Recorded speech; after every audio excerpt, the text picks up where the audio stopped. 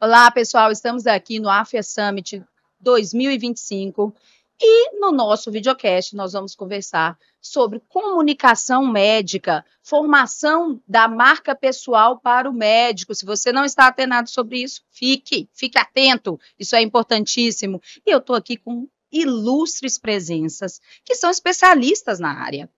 A doutora Ana Escobar, colega médica, pediatra, que é referência. Eu não vou nem ficar me alongando, porque vocês já conhecem a doutora Ana Escobar, pediatra referência nacional e comunicação médica. É tão importante a comunicação dela e a formação da marca pessoal dela que você já sabe quem é.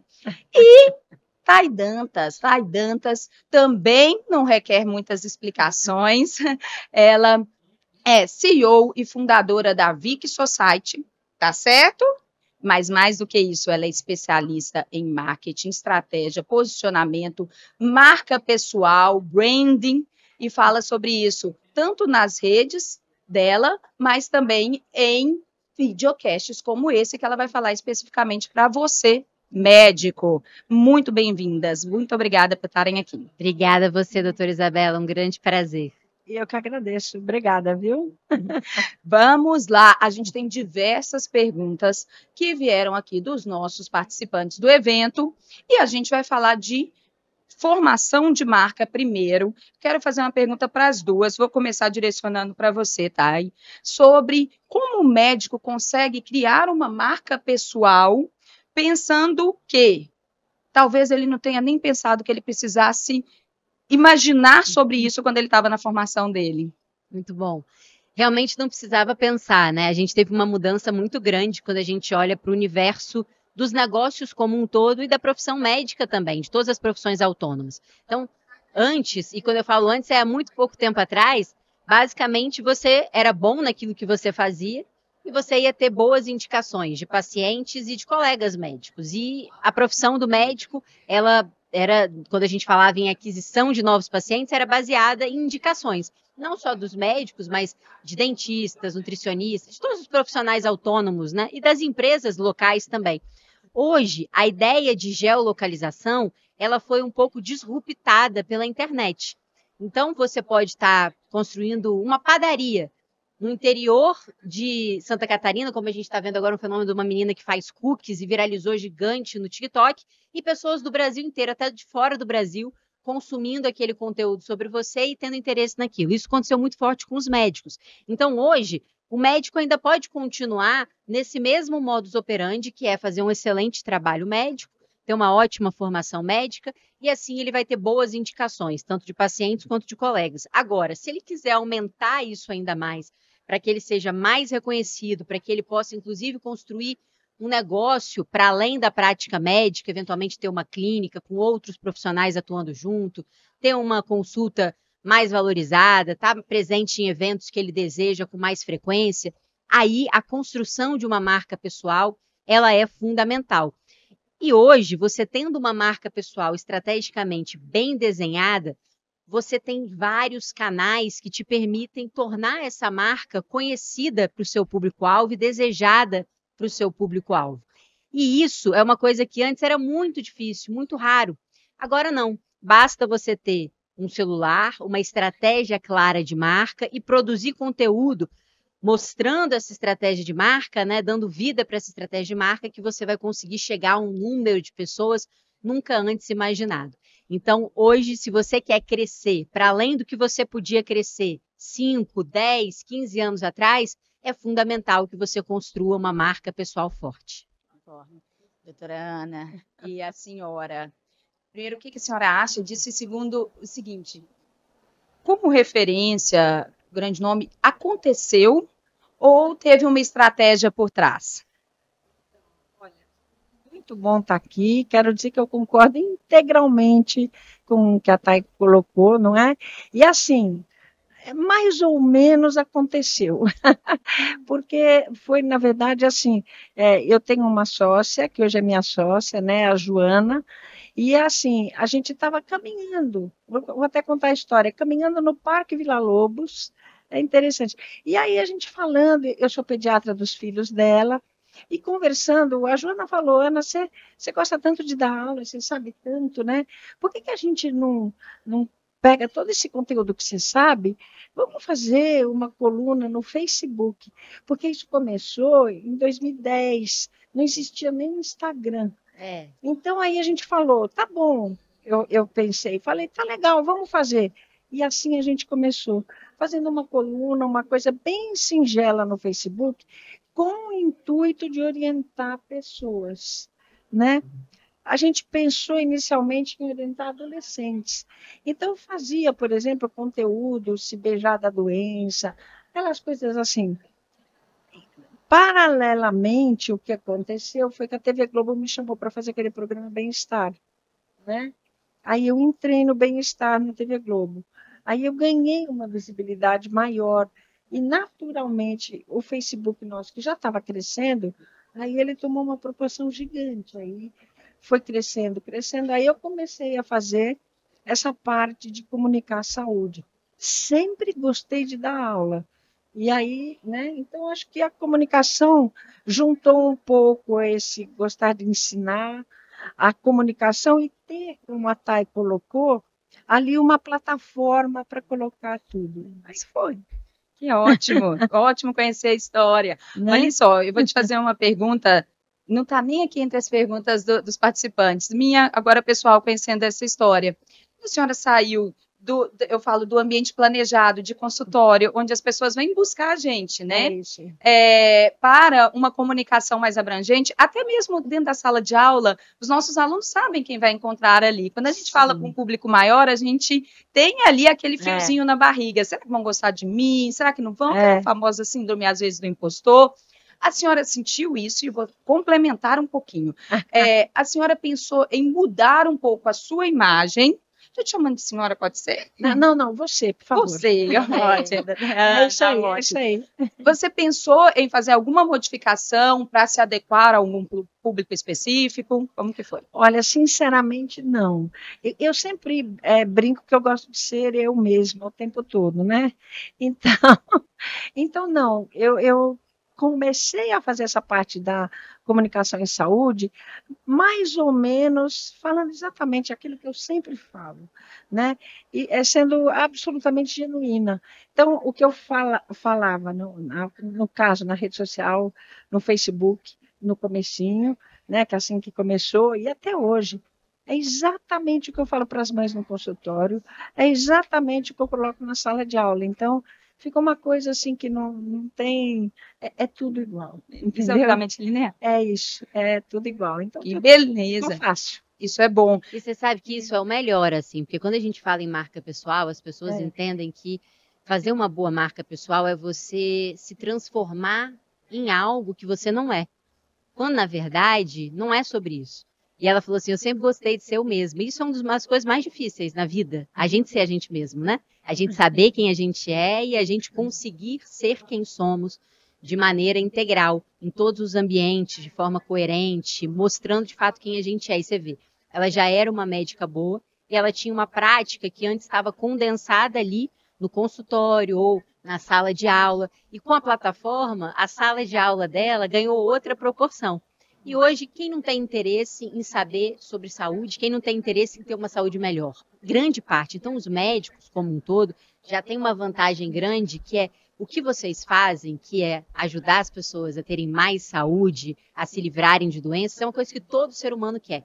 Então, já é algo extremamente desejado, o produto, né, de vocês que dão um produto, mas assim, essa vocação já é extremamente desejada. Então, quando você amplia com quem você está compartilhando, como foi o que a Ana fez, você já vai conseguir, basicamente, chegar a muito mais gente. Eu acho essa questão da comunicação médica, aqui a gente está falando com colegas, né, para colegas médicos, mas tem essa importância, sim, nossa profissional, dessa continuidade. Eu brinco com meus alunos que a gente não pode fazer uma carreira médica Zeca Pagodinho, deixa a vida me levar, a vida leva eu, embora eu ache ele maravilhoso, e essa filosofia é muito boa, mas não dá para a gente fazer isso com a nossa profissão. Só que também tem uma função social muito importante. Sim. A gente forma médico para cuidar. Na dermatologia, escuto muito assim, dos colegas. Nossa, mas aquilo era uma fake news. Eu tô falando da dermato que eu tô puxando para mim, né? A gente sabe que em todas as áreas tem, né? E fala, olha, às vezes uma pessoa que não tem o conhecimento técnico tá ganhando essa visibilidade falando algo que tá falando até contra a saúde. Vou dar um exemplo aqui, questão do protetor solar, que está muito em alta agora. Enfim, o que acontece? Eu falo exatamente para meus colegas, mas o que você está fazendo por isso? Esse lugar está ali, a população, ela quer informação, e ela quer informação de qualidade. Então, eu vejo como um papel do médico também, é claro, respeitando as individualidades, mas se você pode estar ali e levar uma informação de qualidade, de saúde, você está fazendo o seu papel. Quando eu comecei, eles chamavam a gente de blogueirinha. Você é blogueira? Ele falava com muito orgulho, porque eu estou levando informação, e é isso. Muito bom, excepcional isso aqui, então já faço o convite que eu sempre faço, colegas médicos estejam presentes, comunicando também para a sociedade o seu conteúdo técnico, informações de qualidade. Vou fazer mais um questionamento aqui para vocês em relação a essa questão da comunicação médica. Concordo em absoluto, acho que a gente tem que ser transparente. Eu falo que o paciente, a vida acontece no real. Eu espero que aquelas pessoas me conheçam na vida física, né? E que elas encontrem a mesma Bela que está na rede social ali dentro do consultório ou num evento, algo assim. Quando eu comecei, eu já estou me ensinando, mas quando eu comecei eu tinha muito medo disso. Tinha medo de não gostarem de mim, eu falava que era diferente. Aí a minha irmã falou comigo, Bela, você não é atriz. Você vai ser o que você é. Gostem eles ou não. Se não gostarem, tá tudo bem. É isso. Muito bem, já falei também da minha vida aqui, vamos lá. Quero saber o seguinte de vocês, em relação então à comunicação médica, agora falando dessa extensão dessa comunicação, é só a rede social ou ainda, por exemplo, a mídia, a grande mídia de televisão, revista não temos mais, mas temos revistas eletrônicas, né, muitas entrevistas, quais são os canais? Hoje a gente tem diversos canais, sem dúvida a mídia, que a gente chama de mídia tradicional, ela continua sendo super forte, muito consumida, embora as pessoas às vezes achem que não, né? Ainda é extremamente consumida, muito, né? Muito. Uma prova disso, se você olhar, eu até postei sobre, quando a gente teve, infelizmente, a perda da Preta Gil, né? No Fantástico fez uma matéria falando sobre colonoscopia. E aí eu olhei no Google Trends, que a gente vê as pesquisas com as palavras, teve um boom nunca antes visto de pesquisa sobre colonoscopia e sobre câncer de intestino. Então, você vê, o tamanho da influência da TV, ela respinga na internet. E houve, de fato, um aumento do número de colonoscopias realizadas em todas as cidades do Brasil por conta disso. Desculpa interromper. Não, isso é muito bom. É muito bom falar, porque aí a gente vê que a televisão, todos esses meios, eles se complementam, né? Então, no fim do dia, antes você tinha a televisão, o rádio, né, e eventualmente ali a revista, que hoje não tem mais. Mas hoje você tem a televisão, você continua tendo o rádio, você tem as revistas eletrônicas, as newsletters, as redes sociais, os eventos. Todas essas coisas são canais que você vai se comunicar com o seu potencial público. Então, continuam fazendo sentido todos. Por isso que é muito importante, na sua estratégia de marca, você ter clareza de quem é o teu público, para que você escolha os melhores canais, que a gente, infelizmente, não tem todo o tempo do mundo, né? Senão a gente estaria em todos os lugares ao mesmo tempo. Felizmente, temos que escolher. Dado que a gente precisa escolher, conhecendo aonde o nosso público-alvo está, quem é a pessoa que a gente quer conversar, a gente escolhe os canais que melhor a gente vai conversar com essas pessoas. Fenomenal. É isso aí, concordo integral. Sensacional. E agora, então, a pergunta difícil, quer dizer, eu não conseguiria responder, mas nós estamos com Thay Dantas, que vai nos responder como o médico, ele identifica esse público-alvo dele. Qual é o público-alvo? Então, você vê como é interessante, né? A doutora Ana deu o exemplo dela aqui, que o objetivo dela, quando ela entrou no Facebook, era falar com os adolescentes. E isso foi muito sábio. Isso foi muito sábio da sua parte. Por quê? Porque ao falar com eles, provavelmente você teve que simplificar a sua linguagem. Com certeza. Que essa é uma coisa que eu vejo, às vezes, excelentes médicos que não vão bem, por exemplo, nas redes sociais, porque eles falam para outros médicos. E aí torna uma linguagem muito complexa, difícil do seu cliente final, da pessoa, né, do seu paciente futuro entender. Ela foi, putz, eu vou primeiro educar os adolescentes. Então, o estilo de comunicação para o adolescente precisa ser mais simples, você precisa adequar aquela linguagem. Ela falou assim, beijar na boca da doença, então você brinca com coisas que estão na vida daquela pessoa, né, no dia a dia daquela pessoa. O que eu recomendo? Hoje, você já tem no seu consultório, na sua prática clínica, um perfil das pessoas que você cuida, que você atende. Então, esse já é o teu público central, né? É a pessoa que você serve ali no seu dia a dia. Então, o que você tem que pensar é como é que eu faço essa mesma pessoa que já gosta de mim, que já vem no meu consultório, eu consigo atingir outras centenas de milhares de pessoas como ela. Você já tem uma informação do seu público ali, você já conversa no dia a dia, provavelmente você já sabe, principalmente você como dermato, um neurologista, um clínico, um pediatra, sabe os hábitos daquela pessoa, o que ela gosta de fazer, o que ela gosta de comer, aonde ela viaja. Dermato, por exemplo, sabe super onde as pessoas vão no verão, no Réveillon, né? Porque a gente quer estar linda nesse momento.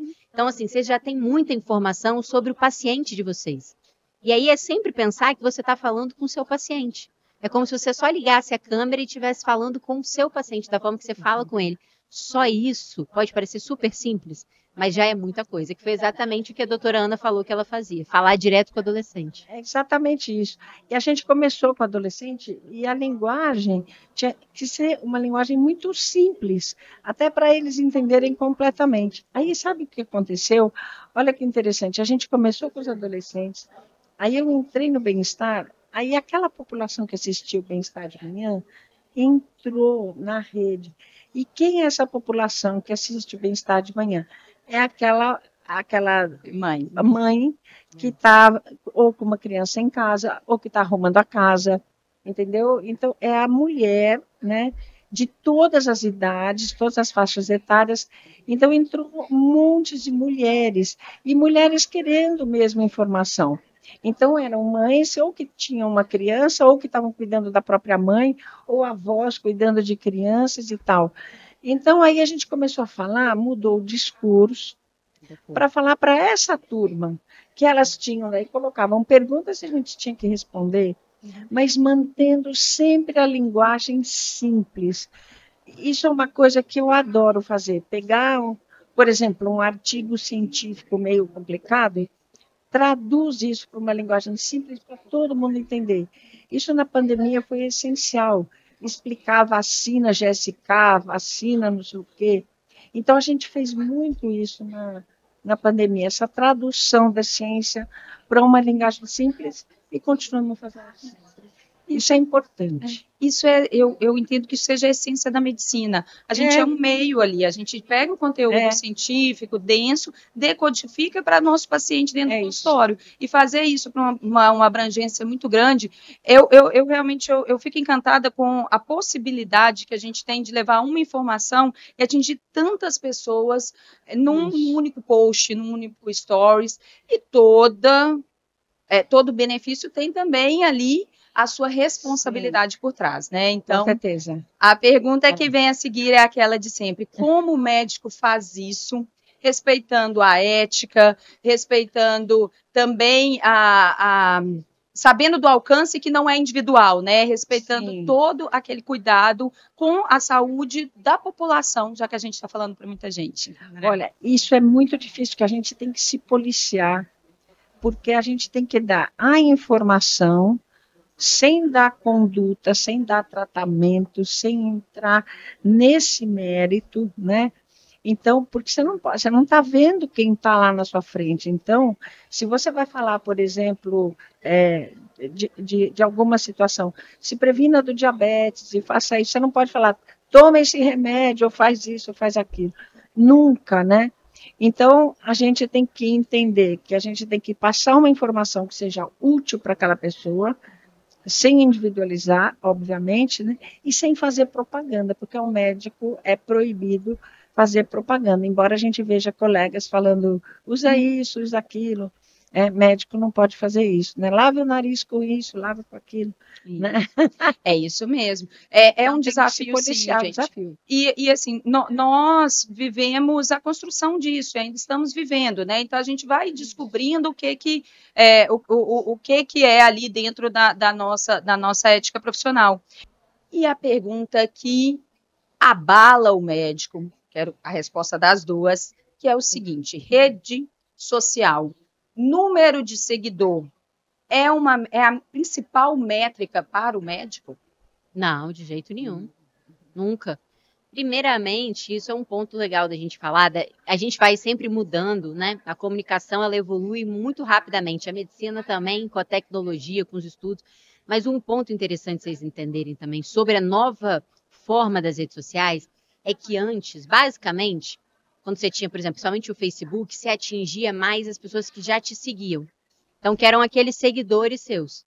Hoje, você não necessariamente vai atingir os seus seguidores. Então, hoje, a métrica mais importante das redes sociais e não do médico é o engajamento.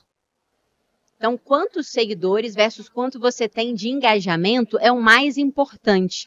Porque é o que hoje o Instagram vai entender que o seu conteúdo é relevante, vai fazer com que você, tanto o TikTok também, entregue para mais pessoas. Só para vocês saberem, no TikTok hoje, 95% das pessoas passam mais tempo no For You, que é o para você, do que no seguindo.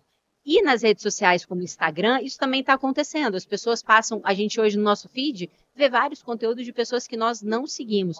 Então, o engajamento é que faz com que aquele conteúdo chegue para você. Agora, sem dúvida, para o médico, o indicador mais importante não é nem engajamento e nem seguidores, né? Na minha visão, é a qualidade do trabalho que ele realiza diretamente com os pacientes dele. Eu acho que esse é o principal indicador. Só que aí tem um ponto que eu acho muito legal falar aqui, que vocês, eu falo assim, a gente pode não gostar da realidade, mas isso não muda o fato de que ela existe.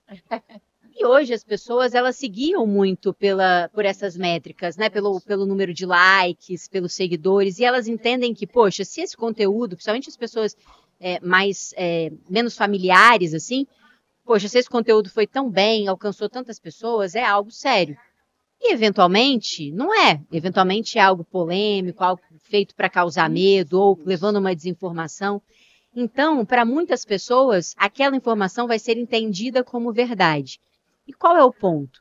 Quanto mais bons médicos nós tivermos atuando nas redes sociais, dentro do jornal, da televisão, levando informação de qualidade, mais consciente a gente vai ter a população e mais as pessoas vão entendendo o que é a medicina de qualidade.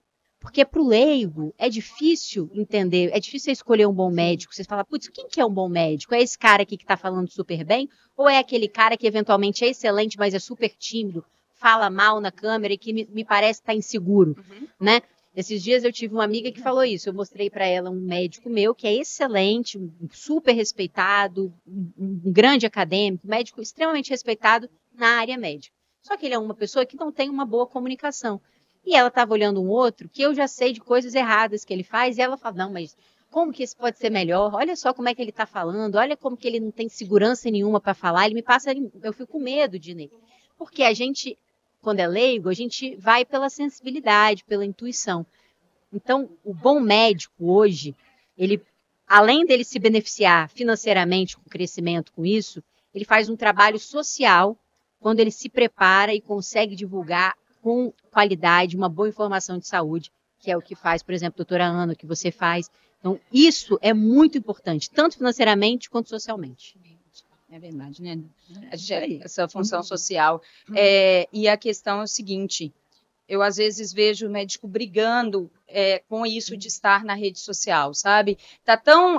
Ele tem tanto, reluta tanto, que ele começa a brigar com aquilo, ele começa a olhar o negativo. Nossa, mas tem aquela pessoa que a gente sabe que não é boa tecnicamente, mas é um sucesso na rede social, por quê? E eu brinco que vira um pouco espinho, sabe? Vira um pouco espinho. Só que aí a gente tem que reverter isso, para você que está me escutando.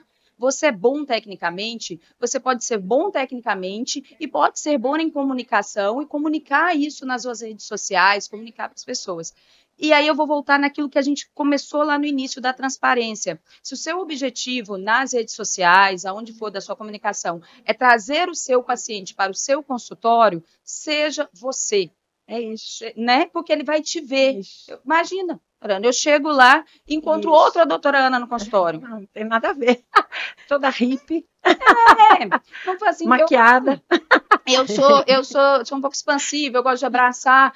Eu sou assim na rede social. Se eles chegam lá, meu paciente chega, eu tô toda assim, não, você não gosta, vai estranhar. E aí, gente, a questão é o seguinte, a questão do objetivo. Seu objetivo é levar para o seu consultório e você tem uma rede social que leve o seu paciente para o seu consultório, show, deu certo, o seu consultório tem que estar preparado. E esse preparo, né, além de toda a marca do consultório, isso é papo que já convido vocês para a gente fazer depois, que eu acho que é importante também, né?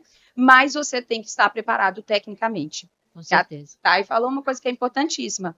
Não vale só a rede social. A gente, para ir no médico, a gente conversa. É isso. A sua amiga escolheu qual médico? Ela foi na minha, de tanto que eu enchi o saco. Mas porque isso, no fundo, eu acho que é o mais importante. Né? É isso. E tem uma outra coisa também que eu acho que a gente precisa. Essa conversa é muito importante, até para quebrar barreiras, no sentido de a geração mais velha de médicos que está aí, que é a minha geração, né? Baby boomer, vamos dizer assim, que já estão aí nos seus 60 anos, não viveram isso. Então, muitos médicos de 50, até 50, 60 anos, não viveram esse crescimento e essa entrada na rede social que a geração mais nova já está fazendo. Então, eles veem ainda isso com muita 10 pés atrás e falando que não, com muita até aversão, eu vou usar essa palavra que é forte, mas até aversão a isso. Imagina que eu vou entrar né? Mas não, eu acho que a gente, com um trabalho bem feito e muito bom, essa geração que está nas redes sociais está começando a mostrar para os lá de cima que é um caminho muito importante e todo mundo tinha que estar aqui. Eu vou fazer uma pergunta polêmica. Vai. Doutora Ana, seguinte, a gente sabe, né, dessa aversão, desse receio, Isso. né, da gente que não nasceu nessa época de digital, né? Isso. E você acha que os jovens estão apressados demais? Às vezes extrapolando, indo para já expondo, às vezes, conteúdos que eles nem têm um conhecimento? Certeza absoluta que sim. Tem muita gente fazendo isso. Muita gente fazendo isso. Naquela ânsia, assim, por ter, né, como a Thay colocou, seguidores e não conteúdo, você tem que ter conteúdo, não seguidores. E a turma quer seguidores, não conteúdo. Então, tem uma turminha que está indo por aí, sim. E aí a gente tem que ter cuidado. Eu tenho uma frase que eu falo para os alunos.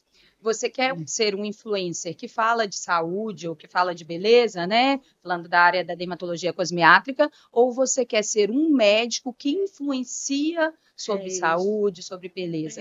Aí elas me respondem, geralmente mulheres, né? Da dermatologia temos muitas mulheres. Não, eu quero ser médica, prof. Aí eu falo, então vamos ser médica primeiro, vamos aprender câncer de pele, vamos aprender. E depois a gente conversa sobre influência, que eu acho que é importante ali junto, claro. Falando de marca pessoal. Então, a gente está falando de uma comunicação que requer uma marca. Eu sou a Bela, a doutora Ana Escobar, Thay Dantas. Então, a gente imprime ali a nossa marca. Eu imagino que primeiro a gente cria a nossa marca e depois a gente comunique. Dicas aí para o médico ali, se tem algum passo a passo, ele estuda o público-alvo, dicas para os nossos médicos. Perfeito. Primeiro passo de todos, né, a gente chama de diagnóstico. Então, você tem um diagnóstico de marca, você tem a estratégia da marca pessoal e você tem a identidade. Depois, você vai distribuir ela nos canais e fazer uma governança para que ela seja coerente. Mas vamos ao primeiro passo. No diagnóstico, é um passo importante, que é o que você falou assim, eu quero ser quem eu sou, né? A ser eu mesmo e tal. Mas o primeiro passo é você saber quem você é. E essa não é uma pergunta trivial. Muitas pessoas, né, a gente demora muito tempo até entender quem de fato a gente é. O que você falou, por exemplo, o jovem, às vezes ele quer parecer mais alguma coisa do que ser. Então a gente fica desconectado de quem a gente é, das nossas forças, das nossas vulnerabilidades. Então o primeiro passo importante é você se conhecer. Depois que você se conhece, você entende quem eu sou, quais são as minhas forças, as minhas fraquezas, as minhas vulnerabilidades. Você vai ter uma autoconsciência. A autoconsciência é fundamental. Por exemplo, se eu não tenho conhecimento sobre esse tema, se eu não tenho uma força sobre isso, não tem por que eu fazer isso simplesmente porque lá fora eu entendo que é o que vai me beneficiar. Então, ter clareza de quem você é o primeiro passo. O segundo passo é você entender com quem você fala. Então, você veja, a doutora Ana explicou aqui que ela começou falando com adolescentes, que era o público que ela tinha no consultório. A partir do momento que ela foi para a Globo, esse público se expandiu. E aí ela trouxe muitas mulheres, mães, avós, mulheres estavam em casa. Então, ela precisou adequar a forma, né, a identidade verbal dela para conseguir se comunicar com essas pessoas que são diferentes dos adolescentes, em interesses, em linguagem, em medos, em desejos. Então, conhecer para quem você está falando é fundamental. Entender quem é o teu público-alvo. Se o seu objetivo é o que você falou, trazer o público-alvo para dentro do seu consultório, é fundamental que você o conheça de maneira profunda, para que você consiga trabalhar o seu conhecimento de forma que encontre ele da melhor forma possível.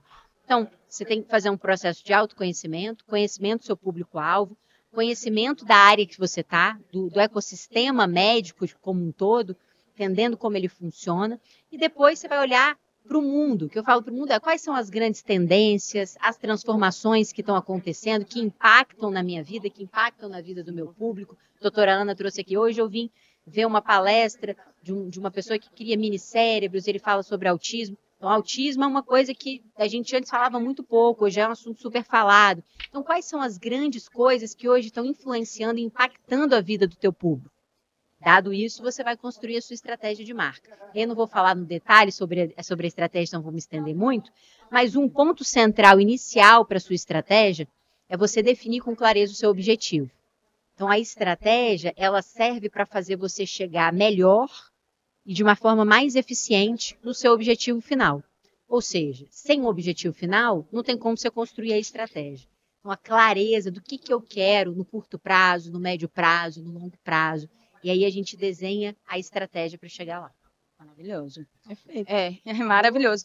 E é isso. aí. Agora eu vou dar um passo. Estou tendo uma aula aqui, viu? Isso é até maravilhoso. parece, quem dera. Eu vou dar até um passo atrás aqui, porque temos também, né, médicos que estão começando a ver isso desse mundo agora. O que é marca pessoal? Marca como um todo, antes de a gente falar de marca pessoal, vamos falar de marca, né?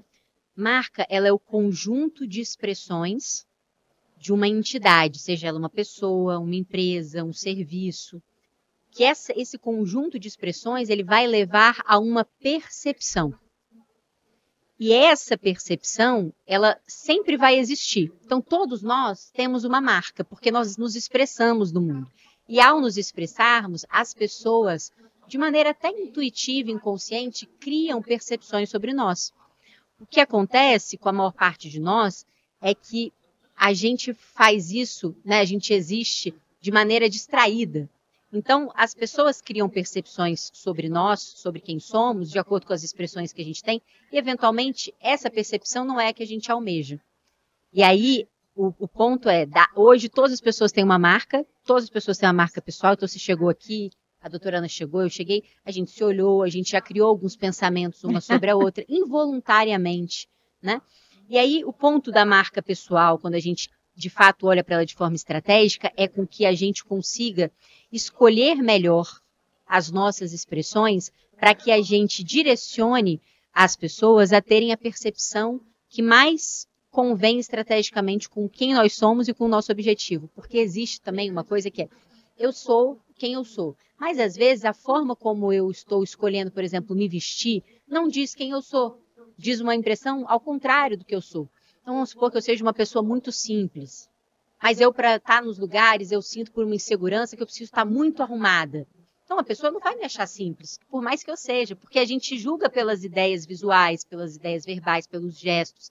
Então, existindo uma clareza de quem você é, todas as suas expressões, elas vão ser condizentes com quem você é e como você quer ser percebido. Com isso, no fim do dia, você vai fazer com que as pessoas te percebam da melhor forma, para o seu objetivo e em consonância com quem você é. Maravilhoso. Muito bom.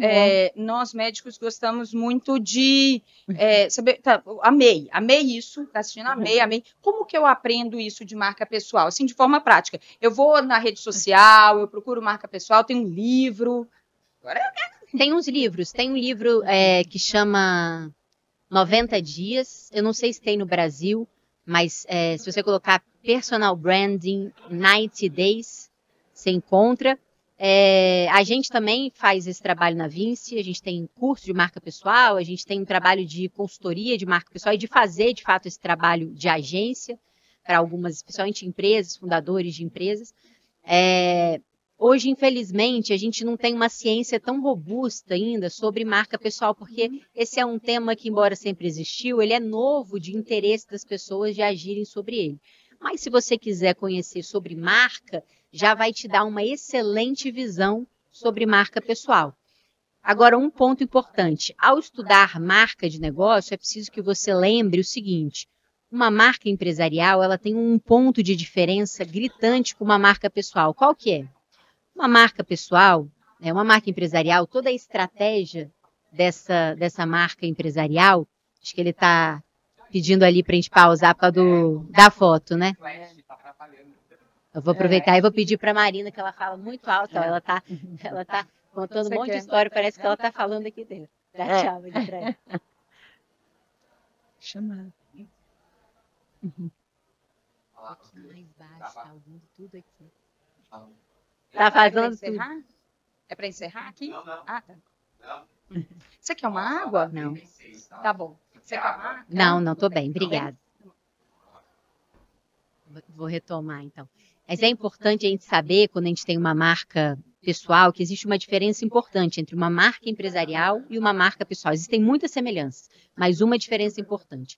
Uma estratégia de marca muito bem sucedida empresarial é aquela que é eterna e sempre consistente. Por exemplo, a Chanel, a Hermès, uma daqui de marcas muito antigas, marcas de mais de 100 anos, inclusive, a Hermès. Ela tem a mesma estratégia de marca desde o primeiro dia da existência dela. E essa estratégia sempre foi muito bem executada. E por causa disso, ela nunca precisou mudar. Então, a melhor estratégia de marca é aquela que nunca muda. Você vai mudar é um pouquinho da identidade. Então, por exemplo, a Chanel sempre foi uma marca luxuosa, que vendeu elegância, uma mulher forte, elegante. O que ela fez foi adequar um pouquinho a identidade, mas ela continua sempre com essa coerência. O problema é que um ser humano, ele não é uma empresa, né? Não é um ser duro. E a gente muda. Graças a Deus, né? Estamos aqui na vida para evoluir. Eu gosto de falar que, diferente de uma marca empresarial que é uma coisa única, a marca pessoal, ela é de uma pessoa e vocês, todos nós, somos uma pequena multidão. Nós somos várias coisas. Então, ela nunca pode ser uma camisa de força. Ela precisa deixar claro para as pessoas quem você é agora, e isso pode evoluir com o tempo, e não está errado evoluir com o tempo. Eu vejo que muitas pessoas têm versões desatualizadas delas mesmas e ficam com muita dificuldade de mudar e abandonar certos padrões, inclusive certos desejos que hoje não fazem mais sentido para ela. Então, a principal diferença das duas coisas é uma marca pessoal, ela está sempre evoluindo e se transformando. Uma marca empresarial tende a ser a mesma ao longo do tempo. Muito bom, tivemos uma aula, hein? Aula maravilhosa. Imagina. Essa questão de marca pessoal, eu fiz um exercício, pré-pandemia, gente, na época do presencial, para aprender sobre isso, e eu achei um exercício fenomenal, era com pessoas que se desconheciam quando a gente chegou, e aí a gente escrevia o que a gente tinha achado da pessoa ao lado. Então, se tinha alguns parâmetros, você achou que era sexy, você achou que era... E tinha esses parâmetros. E muitas vezes não era aquilo que a pessoa achava que estava sendo visto. Do meu pessoal, antes disso, né, claro que tudo vai sendo uma construção, eu tinha uma imagem muito mais infantilizada. Exemplos, tá, gente? Bordados, sapatos de bichinho, mas que não condiziam com a bela que eu era. Mas eu não imaginava que aquilo estava, sabe? É mesmo uma dissonância. Então eu falo, se entenda primeiro. Mas para você se entender, tira um pouquinho permita-se se compreender. Vão vir coisas que talvez você não imaginava, mas que já estão acontecendo, né? Que as pessoas já estão vendo. Gente, sensacional, sensacional. Eu vou aqui caminhando para o final, mas você vai ficar aqui comigo, que agora a pergunta é espetacular. Tá, você fala muito sobre ter uma empresa sexy. Uma empresa sexy e que vai trazer até uma vulgaridade de dinheiro, é assim, de retorno, que é maravilhoso. Quando a gente fala de sexo, o sexo seria atrativa, que você realmente fale com o seu público. O sexo é individual, né? Como o médico pode ser sexy?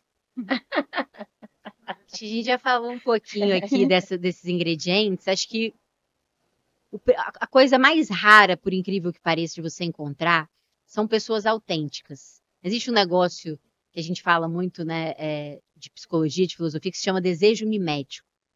A gente, às vezes, fica copiando o ambiente que a gente está, porque a gente quer se encaixar ali. E muitas vezes a gente se abandona nesse processo, né? Então, a doutora Ana, por exemplo, é um exemplo de originalidade. Ela falou assim, eu sou uma pessoa que me visto assim, então você não vai chegar no consultório e me encontrar toda maquiada, emperequitada. É muito original, porque isso não é uma coisa que é o padrão. Ao fugir do padrão, ela já cria uma conexão que você olha e pensa, essa é uma pessoa genuína.